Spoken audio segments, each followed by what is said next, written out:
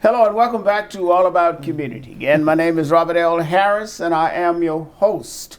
When we went to break, again, I was speaking with Khariyyah Shabazz, who is an entrepreneur right here in Oakland, who is a motivational speaker and really talks on a number of exciting subjects. Let me ask you a question. You quote Brian Stevenson, well-known lawyer of the Innocent Project, who said, and I quote, "We all have a responsibility to create a just society," end quote. What does that mean to you? Yeah, so I've been so fortunate. I have been a part for the last year of the Young Professionals of Color Fellowship, ran by the National Criminal Institute of Justice Reform, led by David Muhammad. Which has been a very inspirational and enlightening moment within my time frame. So we talk about the different injustices that has happened within criminal justice reform. We talk about how slavery and mass incarceration are directly linked. We talk about preventative work, and then we talk about other types of professions and other type of resources that goes into creating this just system. So in order for this system to really work, it takes a different perspectives. It takes different tools.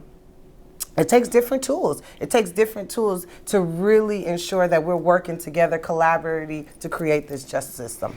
Wow, that's, again, that is profound.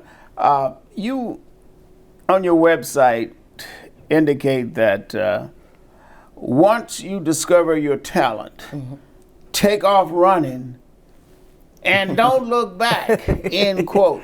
Now, what do you mean, take off running and don't look back? Yeah. Maybe you mean like when I ran from Arkadelphia, Arkansas to California, I didn't look back. Right. Now, what do you mean by that? Well, what I mean by that is once you find out what you're passionate in, what you're good at, it's important, and now that relies on you to put those resources back into that. And now it's on you to seek out more education on that. Seek out how to really perfect your talent, how to really be the know-all within that field. So ensuring that you take advantage of those moments of when you really find out what you want to do in life and take off. Go ahead. Because we always say that it doesn't feel like work. You want to choose a job that doesn't feel like work at all, but you still get paid to do it. Nobody's always successful, but what happens when you fail? Is that the end of the game? Is it over? Of course not.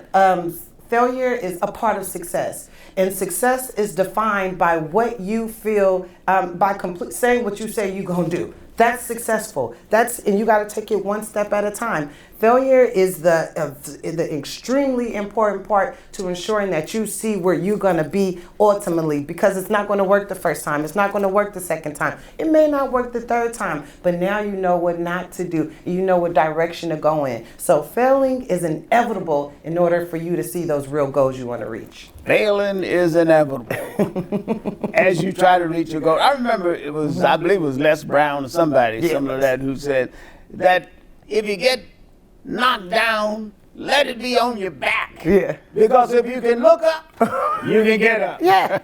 Yes. And there's so much truth in that. Have you had any failures in your life? Definitely. There's been times where I'm discouraged. There's times where I don't have enough money to actually fund my entrepreneur issues. I just literally had to move back in with my mother to really regroup. And I was fortunate enough to buy a home from that process. But all of those times, all of those pivots that really made me uncomfortable within life is what really fed back into me who I am today. Well, it seems as though that you have turned out to be a great motivational speaker.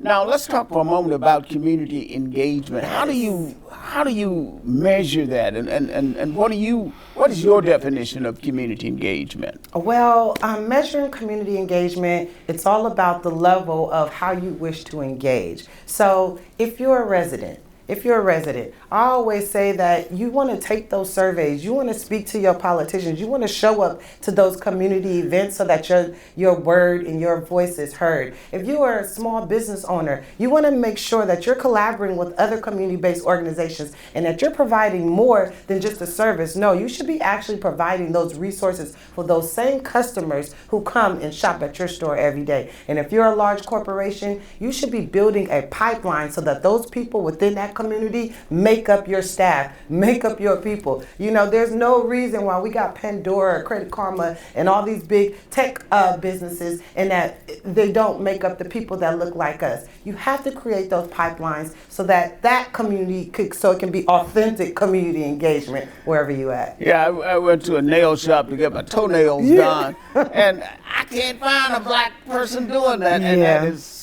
interesting because they're all Asians, and nothing against that. But why can't our people get engaged? We got to go to break, so don't touch that remote. We will be right back with All About Community. Again, my name is Robert L. Harris.